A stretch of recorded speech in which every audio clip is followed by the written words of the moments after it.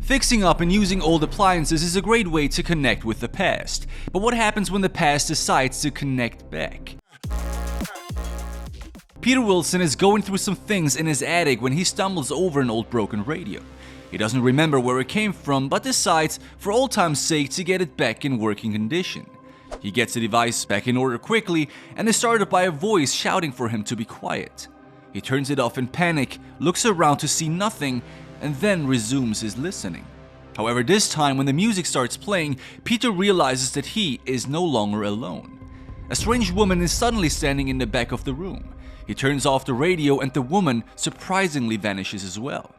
In disbelief, he switches the radio on and off a few more times just to be sure, and each time the ghostly lady appears as well, getting closer with every new cycle.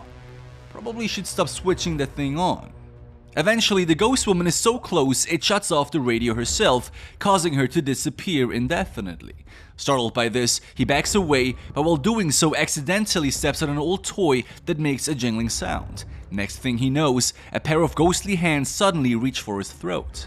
Hearing the noise from downstairs, Peter's wife Margarita calls up to him but is only met with screams. We cut to the next day at the hospital. We learn that Peter is in intensive care, but luckily stable. Apparently, he has a concussion and broken ribs. His wife told the doctor that Peter fell down the stairs, but because she too has several scratches and bruises on her body, the medical staff suspects that she pushed him down in self-defense during an abusive attack. Because of this, they want to keep her there for observation overnight. Their daughter was informed as well, and she had to fly all the way from America to meet her parents here at the hospital in Italy.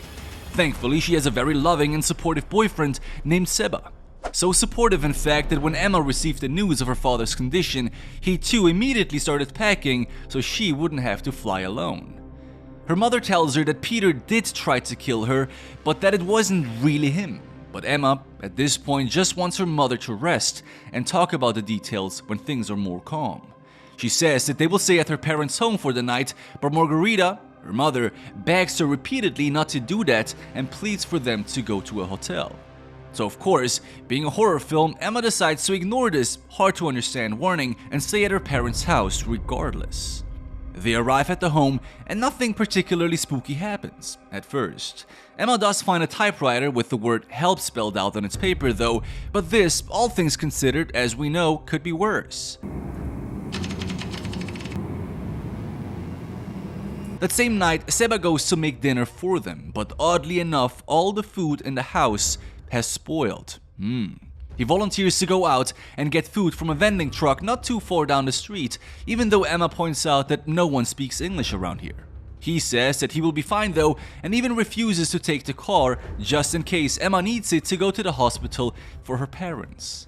In return, Emma offers him her dad's old bicycle to make his trip a little bit easier, and thus Seba is off. Now, I don't know why they would need to split up for this in the first place. They could just go together, right? It's not like they have anything important to do. That way they can also both be notified if they need to go to the hospital immediately while being in the car together, right? And Seba won't have the language barrier to wrestle with as well. Now, as soon as Seba leaves, Emma starts locking up the house, noticeably leaving the keys hanging from the keyhole of the final window she locks. She does some chores and we see foreshadowing as subtle as a roaring chainsaw as the camera emphasizes the household objects that can make loud noises. Emma next spends some time listening to old recordings that she had made with her father in their home recording studio.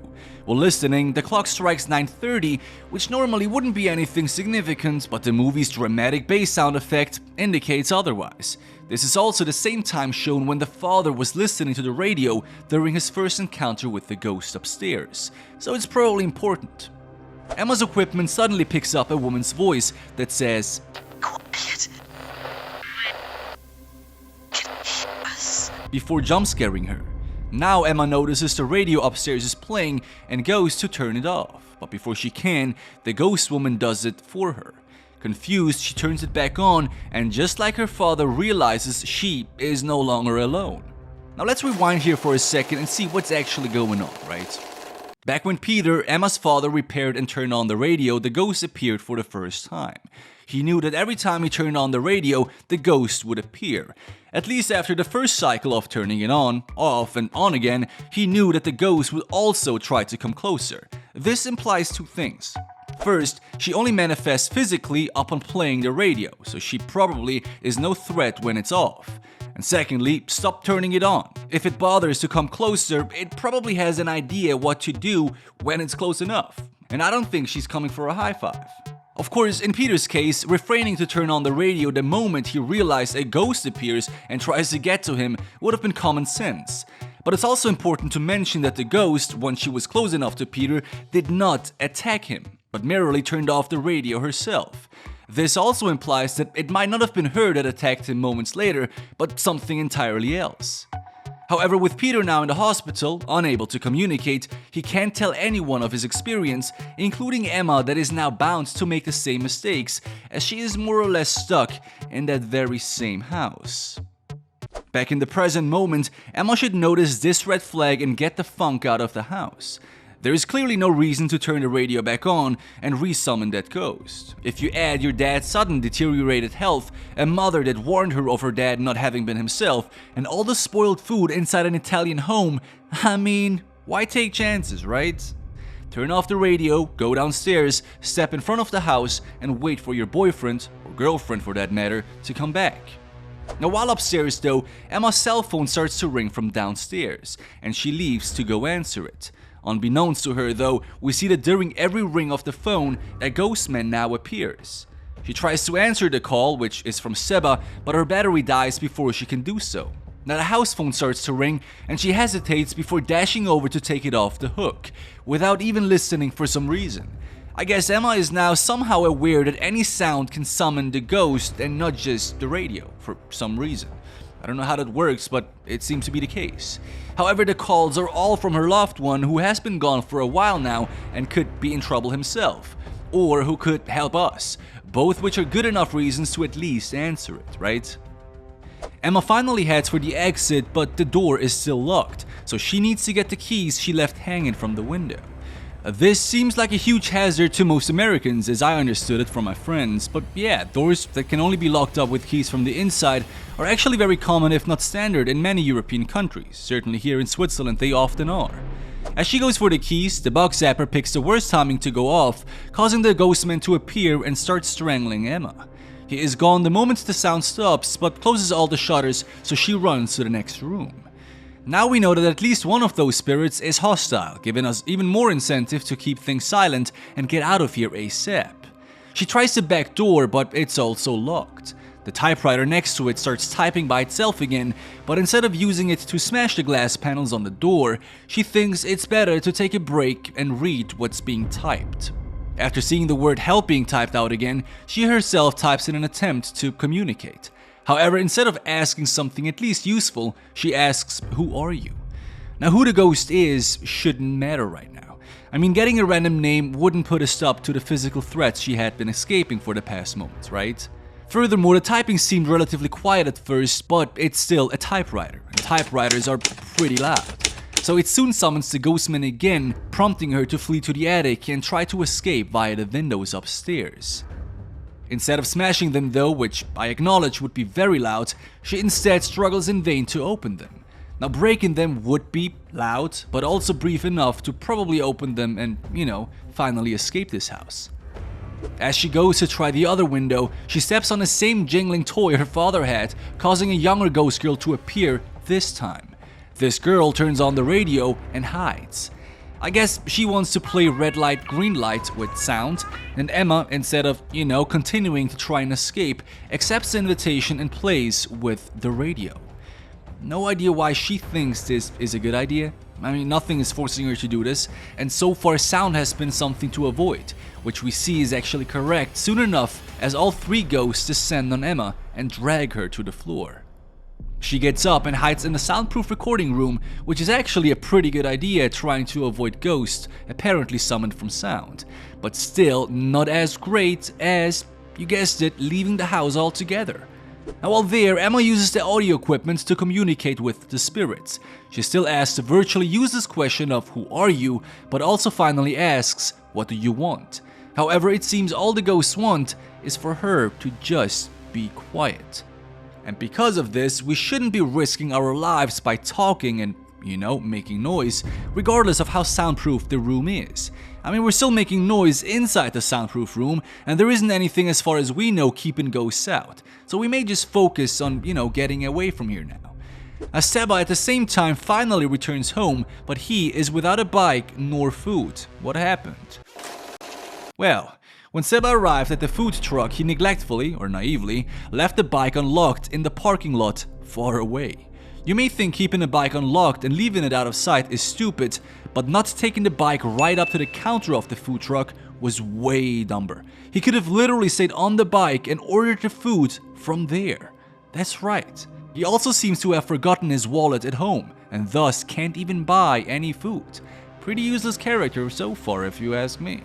After all these failures, he takes the long walk of shame home, and while doing so tries to call Emma to inform her of, the lack of food and the stolen bike.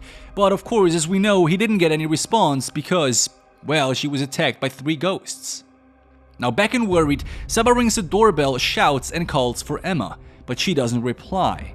If that doesn't scream dangerous, I don't know what does.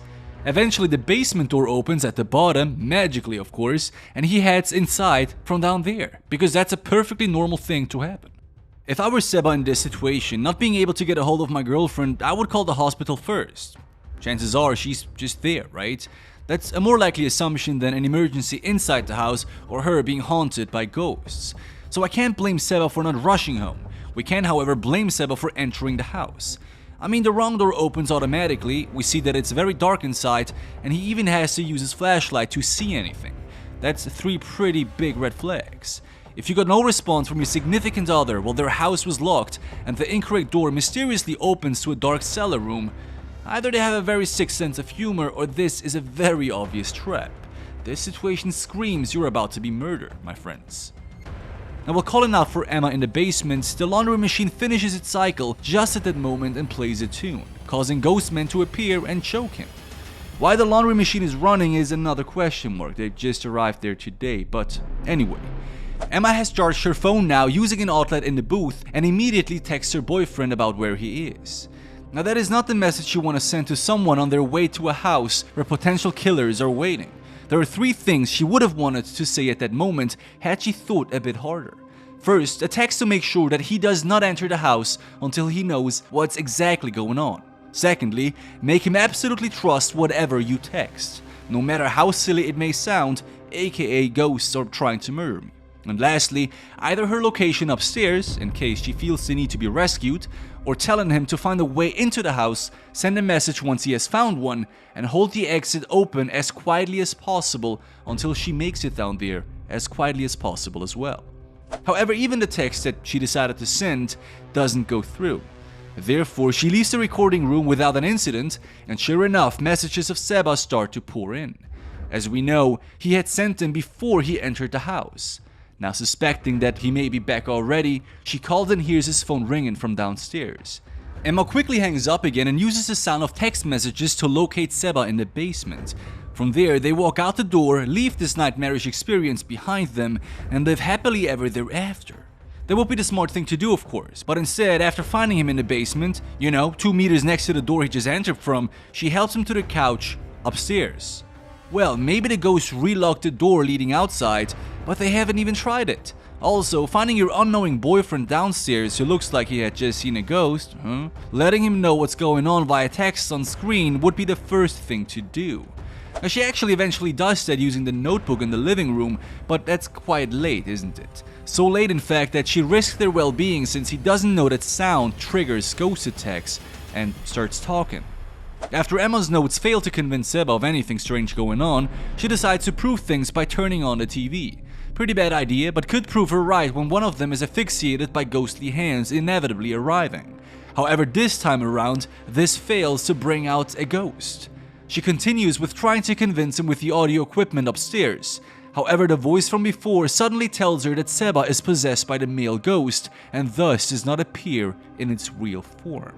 And sure enough, she finds the possessed Seba death gripping the living room chair and decides to call out to him. He responds to this by walking like Frankenstein's monster straight at her and giving her throat a not so gentle hug. Thankfully, she reacts with a reflexive technique and pulls on his hands while simultaneously kneeing him too.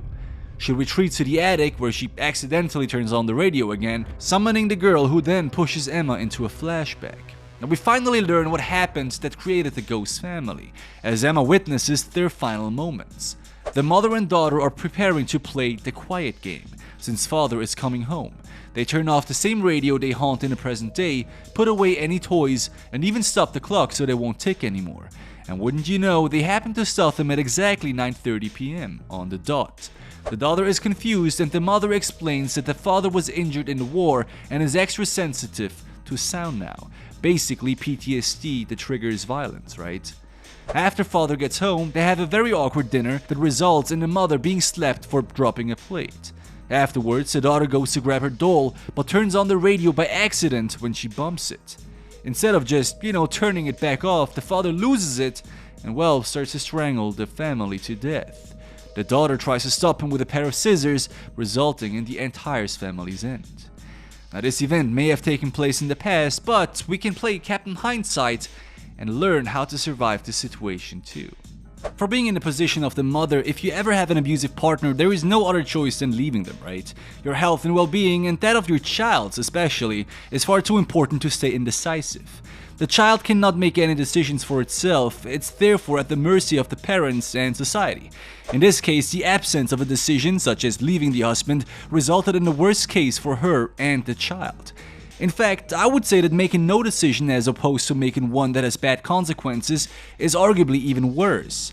Life is about making decisions and bearing the consequences of the decisions made. Escaping this means to stop living at all. This path is anyone's right to take, but forcing the consequences of that onto a child is selfish in its own right. Now, after witnessing all of that, Emma wakes up on the floor, being strangled by the possessed Seba. She uses the jingling toy nearby and bashes his head to free herself. She then tricks him into the recording studio upstairs, where Emma locks him in and remotely turns on the music on blast, literally deafening him in the process. It doesn't take too long before he smashes the device though and uses the window nearby to escape, something Emma should have done a long time ago to get out of this house. We still don't know if those ghosts are stuck in this house or if they could technically leave it if they wanted to, but so far I would say any place out of the house is a good place to be. Emma uses this chance to turn on a bunch of other loud electronics around the house, with the alarm system being the best resource, which in fact is so loud it even hurts her own ears. This seems to work for a moment until the possessed Seba smiles and all the power goes out. Still, great attempt by Emma to force the ghost out. On the other hand, things look grim for Emma now, until the radio starts to play the voices of the mother and daughter. This seems to cause the father so much pain, as apparently it was the sound of his family he hated the most, or he is reminded of the pain he had inflicted upon them. However, the real important takeaway here is that Emma, as well as the ghosts, now know how to stop the father, right? They stand together Guardians of the Galaxy style and scream in unison until the father ghost leaves both Seba's body and this plane of existence. Sometime later, Seba, Emma, and her parents are enjoying a meal together, celebrating their survival through this whole ordeal. Seba apologizes about losing Peter's Spike, who says that instead of fixing an old one, he will just buy a new one this time. Yeah, might be better. The movie technically finishes here, but that's actually not quite true, as we next see the bike thief from before discovering the haunted radio in the family's trash. Yeah, they just threw it into the trash. How about burning it, right? He decides to take it into a pawn shop that gives him $10 for it. The shopkeeper gets the radio working, turns it on, and nothing happens. Guess the ghosts really are gone, right? She puts the radio away and focuses now on a painting she acquired as well. It's a painting of a creepy woman that would seem innocuous enough if it was for the dramatic music letting us know otherwise. She props the painting up and takes a photo of it before covering it in a tarp and documenting things on the computer. Suddenly, something under the tarp starts to move and the frame falls over. As the shopkeeper stands it back up, the woman in the painting is missing. Might went to check out Hogwarts, who knows. Someone taps her on the shoulder and after turning around, she doesn't see anything. She turns around again and sees that the woman is now back in the painting. Confused, she examines the picture until a pair of hands reach out and pull her in. Narnia? What the f*** is Narnia, right? There's not a lot the shopkeeper could have done. Best advice would be to leave the moment you either saw a subject of a painting missing or being tapped on the shoulder by an unseen force. Both good indicators that something is wrong. So, in the end, everyone survived and the ghosts were laid to rest. Pretty happy ending, really. There were some really obvious choices the characters could have made, but then we wouldn't have this video, right? Anyway, hope you've enjoyed this one. We certainly did. Catch you again next week, and until then, you take care. Binge another one. Peace out.